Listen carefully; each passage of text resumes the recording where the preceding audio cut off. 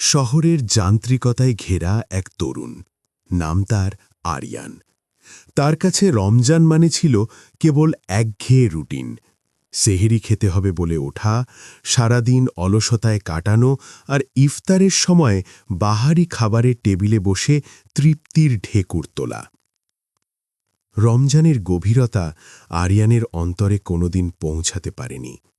তার কাছে মনে হতো এটা তো প্রতি বছরই আসে, আবার চলেও যায়, পরিবর্তনের কি আছে। নিজের খেয়াল খুশিমতো জীবন কাটানো আর বন্ধুবান্ধবদের সাথে আড্ডায় মেতে থাকাই ছিল তার কাছে আসল স্বাধীনতা। রোজার 10ম দিন আরিয়ান দুপুরবেলা এসি রুমে শুয়ে স্মার্টফোনে স্ক্রিনে বুঁদ হয়ে আছে। বাইরে রোদের তীব্রতা, তার তৃষ্ণা পায়নি ঠিকই, কিন্তু এক ধরনের অদ্ভুত অস্থিরতা তাকে তাড়া করে ফিরছিল। সে বারবার ঘড়ি দেখছিল, কখন ইফতারের সময় হবে। ক্ষুধা আর তৃষ্ণার এই লড়াইটাকে সে কেবল একটি শারীরিক কষ্ট হিসেবেই দেখত। তার কাছে ইবাদতের চেয়ে ইফতারের মেনু বেশি গুরুত্বপূর্ণ ছিল।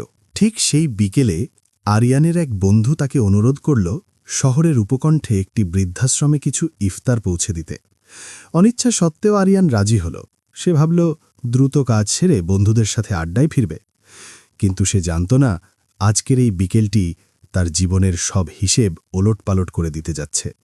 বৃদ্ধাশ্রমে পৌঁছানোর পর আরিয়ান এক কোনায় বসে থাকা এক বৃদ্ধকে দেখতে পেল। মানুষটির দৃষ্টি জানালার বাইরে দিগন্তের দিকে নিবদ্ধ। সামনে মাত্র একটি খেজুর আর এক গ্লাস পানি। আরিয়ান কৌতূহলী হয়ে তার কাছে গিয়ে বসল।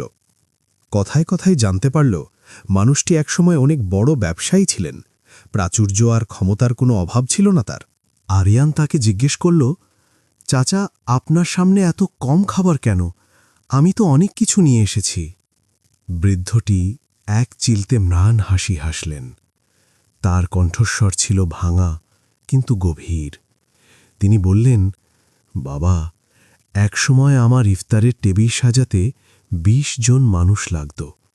আজ আমার কেউ নেই। কিন্তু আক্ষেপ সেটা নয়। আক্ষেপ হল, যখন হাত ভর্তি সম্পদ আর শরীর ভর্তি শক্তি ছিল, তখন এই রমজানগুলোকে আমি কেবল উৎসব মনে করেছি, ইবাদত মনে করিনি। আজ যখন কবরের ডাক খুব কাছে শুনতে পাই, তখন মনে হয়, হিস, যদি সেই তারুণ্যের একটা রমজান আমি মন দিয়ে কাটাতে পারতাম, যদি একটা সেজদা কবরের জন্য আগাম পাঠাতে পারতাম। আরিয়ানের বুকের ভেতরটা হঠাৎ কেঁপে উঠল। বৃদ্ধটি তার দিকে তাকিয়ে বললেন, জানো বাবা, রমজানের এক একটা দিন ফুরিয়ে যাওয়া মানে তোমার আয়ুর খাতা থেকে একটা করে পাতা চিরতরে ছিঁড়ে যাওয়া। যে সূর্যটা আজ ডুবে যাবে, সে আর কোনো দিন তোমার জীবনে ফিরে আসবে না। তুমি কি ভেবে দেখেছ, মাটির নিচের সেই অন্ধকার ঘরে আলোর ব্যবস্থা করতে আজ আগাম কি পাঠালে? বৃদ্ধের শেষ কথাটি আরিয়ানের কানে বারবার প্রতিধ্বনিত হতে লাগল। অন্ধকার ঘরে আলোর ব্যবস্থা কি করেছ? আরিয়ান স্তব্ধ হয়ে গেল। সে নিজের দিকে তাকালে দেখতে পেল এক বিশাল শূন্যতা। তার কাছে দামি ফোন আছে, পকেটে টাকা আছে, শরীরে শক্তি আছে, কিন্তু তার রুটা যেন একদম নিঃস্ব। সে তো কেবল উপোস থেকেছে, কিন্তু তার আত্মা তো তৃষ্ণার্ত ছিল আল্লাহর ক্ষমার জন্য। সে তো কেবল সময় কাটিয়েছে, কিন্তু সময় তাকে ছাড়িয়ে এগিয়ে গেছে বহু দূরে। আরিয়ান বৃদ্ধাশ্রম থেকে বের হয়ে এলো। তখন আসরের শেষ সময়। আকাশের সূর্যটা রক্তিম বর্ণ ধারণ করেছে। আগে এই দৃশ্য দেখলে সে ভাবত ইফতারের আর মাত্র কিছুক্ষণ বাকি, কিন্তু আজ সে দেখতে পেল তার জীবনের সূর্যটাও ঠিক একইভাবে ডুবতে শুরু করেছে। এই যে প্রতিটি সেকেন্ড পার হচ্ছে, প্রতিটি হৃদস্পন্দন হচ্ছে, এগুলো তো ঘড়ির কাঁটা নয়, এগুলো তার শেষ গন্তব্যের দিকে এগিয়ে যাওয়ার এক একটি পদশব্দ। সেদিন ইফতারের আগে আরিয়ান জায়নামাজে বসল। প্রথমবারের মতো তার মনে হল সামনে রাখা শরবতের গ্লাসের চেয়ে তার চোখের পানির দাম অনেক বেশি। সে উপলব্ধি করল দুনিয়া সাজাতে সে এতটাই ব্যস্ত ছিল যে ঘরটাতে তাকে 1000 বছর একা থাকতে হবে, সেখানে সে একটা প্রদীপও পাঠাতে পারেনি। আরিয়ানের দুচোখ বেয়ে নোনতা পানি ঝরতে লাগল।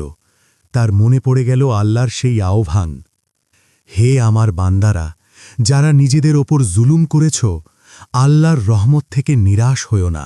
সেদিনকার সেই ইফতারটা ছিল আরিয়ানের জীবনের শ্রেষ্ঠ ইফতার। কোনো বাহারি খাবার ছিল না, ছিল কেবল নিজের রবের কাছে ফিরে আসার এক পরম তৃপ্তি। এরপর থেকে আরিয়ানের রমজান পাল্টে গেল। তার রাত কাটত চোখের পানিতে আর কোরআন তেলাওয়াতে। বন্ধুরা তাকে জিজ্ঞেস করত, কিরে, তুই হুট করে এত বদলে গেলি কেন? আরিয়ান হাসত। সেই হাসিতে এক অদ্ভুত প্রশান্তি থাকত। সে মনে মনে বলত, আমি বদলে যাইনি, আমি কেবল আমার ঠিকানাটা খুঁজে পেয়েছি। আমি বুঝেছি রমজান মানে কেবল না খেয়ে থাকা নয়, রমজান মানে হল মরে যাওয়ার আগে একবার জ্যান্ত হওয়া। আমার কবরের বাতিটা আমাকে আজই জ্বালাতে হবে, কারণ কালকের সূর্যটা আমার জন্য উঠবে কিনা তার কোনো নিশ্চয়তা নেই। আরিয়ানের জীবন এখন অন্যদের জন্য উদাহরণ। সে এখন বোঝে আজ যা তার কাছে বিলাসিতা, কাল তা মাটির নিচে এক মুঠো প্রশান্তির কাছে অতি তুচ্ছ। সে এখন আর সময়ের জন্য অপেক্ষা করে না, বরং সময়কে আল্লাহর ইবাদতে রঙিন করে তোলে। রমজান আসে, রমজান যায়, কিন্তু আরিয়ানের কাছে প্রতিটি রমজান এখন এক নতুন জন্ম। কারণ সে জানে, জীবনের শেষ বিকেলে যখন সূর্যটা সত্যিই ডুবে যাবে, তখন কেবল তার সেই নিভৃত রাতের অশ্রুগুলোই হবে তার অন্ধকার পথের দিশারি।